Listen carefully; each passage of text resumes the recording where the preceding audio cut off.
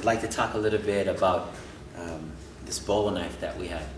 This knife was actually created by the people again at Keen Edge Knives, and we got permission from Guru Abraham Frank to make some modifications to it.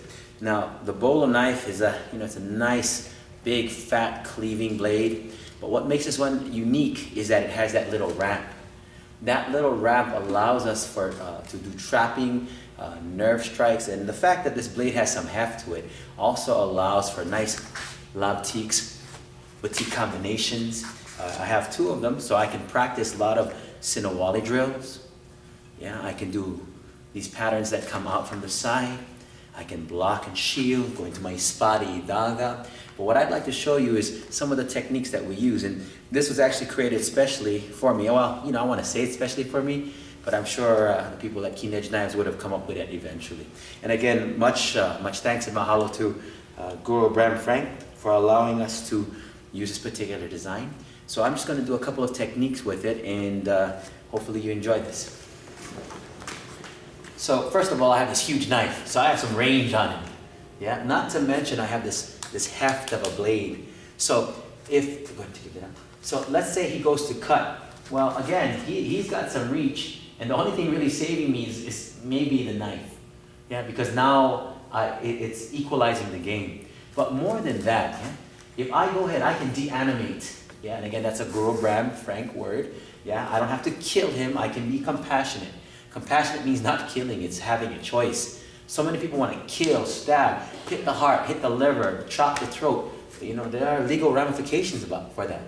So if we understand how to stop the body from moving, Filipinos would say defanging the snake. So you could literally defang the snake. You cut the hand and cannot hold the blade, it's not that much of a threat. But what I used to tell my students is that, a snake with fangs is very dangerous.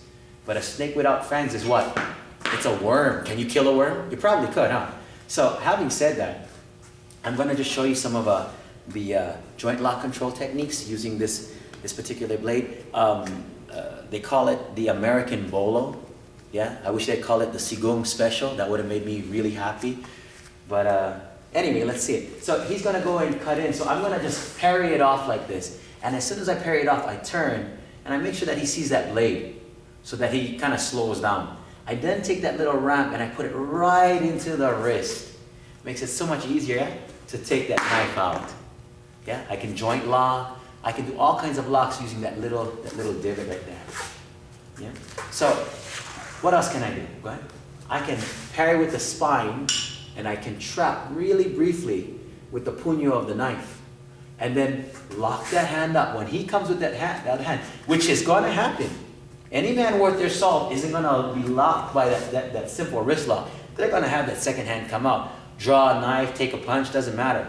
But what I can do is instead of going and just cutting him like this, go ahead, I can feed.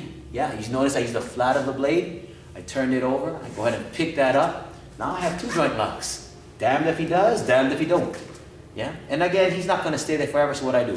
There you go. That's always a good way to end a fight. Yeah, let's try that again. So maybe I parry this off, I lock this up, he feeds, flat of the hand, picking up with that blade, and I lock him up. Yeah? And I go, maybe I'll take that blade out too while I'm at it. Yeah, and then lock that hand up. Yeah, and hold him in, and then we can negotiate. What if he kicks me in the groin? Well, where's my knife? The lesser of the evils, eh? Well, I still don't want to get kicked in the groin. So,